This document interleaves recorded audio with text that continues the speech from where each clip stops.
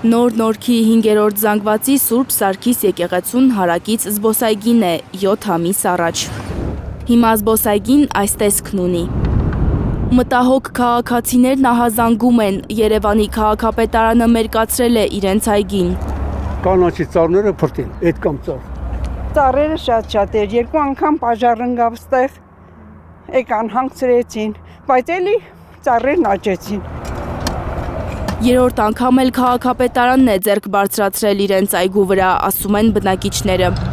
Մարդիկ չեն հասկանում, քաղաքի թոքերը վերացնում են իբր անտառ հիմնելու համար։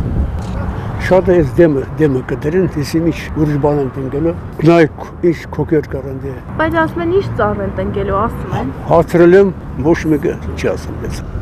Բոլոր ծառերը հանել են, սիրուն բան չի։ Հազի մի հատ այգի կար, կարգին մարդիկ դուրս էին գալի, մաքուր օդ էին շնչում, ես ինչ են կատարում։